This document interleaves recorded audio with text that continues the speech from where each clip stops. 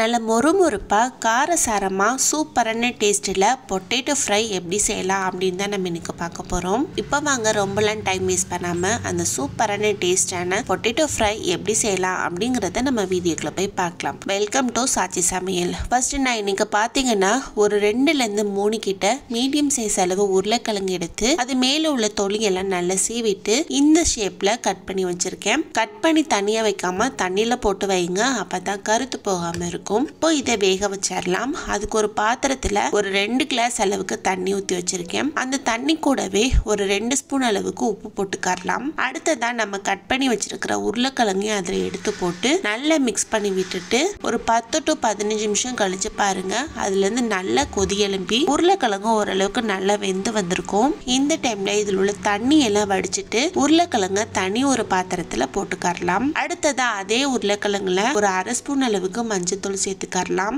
அடுத்ததா ஒரு 2 ஸ்பூன் அளவுக்கு மிளகாய் தூள், 1/2 ஸ்பூன் மிளகு தூள், ஒரு ஸ்பூன் அளவுக்கு கரம் மசாலா, 1 ஸ்பூன் மல்லித்தூள், இது எல்லாத்தையும் போட்டு நல்லா மிக்ஸ் பண்ணி விட்டுக்கலாம். மசாலா எல்லாமே அந்த உருளைக்கிழங்குல நல்லா செட் ஆகி வரட்டும். பாருங்க, சூப்பரா நல்லா கலர்ஃபுல்லா செட் ஆகி வந்துருச்சு. இந்த டைம்ல பாத்தீங்கன்னா உருளைக்கிழங்கு நல்ல மொறுமொறுப்பா சூப்பரா இருக்கணும் அப்படின்றதுனால ஒரு 2லேருந்து 3 ஸ்பூன் அளவுக்கு கார்ன்ஃபிளவர் மாவு எடுத்து வச்சிருக்கேன், அதை இதுல சேர்த்துக்கலாம். அடுத்து அது கூடவே ஒரு 2 ஸ்பூன் அளவுக்கு அரிசி மாவு, இதையும் போட்டு அந்த உருளைக்கிழங்கு கூட நல்லா மிக்ஸ் பண்ணி விட்டுக்கலாம். ரொம்ப உதிரியா இருந்ததுன்னா கொஞ்சமா தண்ணி தெளிச்சு விட்டு ஓரளவுக்கு நல்லா மசாலா பதத்துக்கு மிக்ஸ் பண்ணி விட்டுக்கோங்க.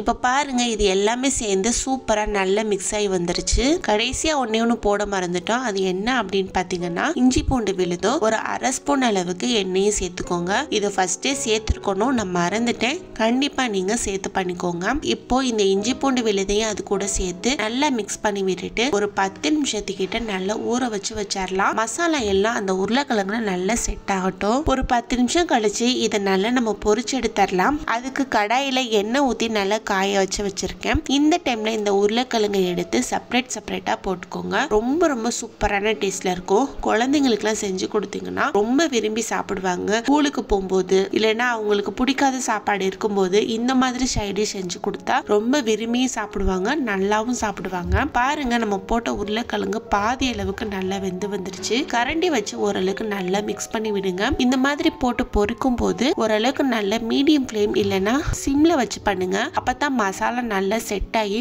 உதிராமையும் இருக்கும். இப்ப பாருங்க, ஓரளவுக்கு சூப்பரா நல்லா செவக்க வறுத்து வந்துருச்சு. இந்த டைம்ல இதை எடுத்து ஒரு பாத்திரத்துல போட்டுக்கலாம். சூப்பரான டேஸ்ட்ல இருக்கும். கண்டிப்பா ட்ரை பண்ணி பார்த்துட்டு எப்படி இருந்தது அப்படிங்கறத கமெண்ட் பாக்ஸ்ல கமெண்ட்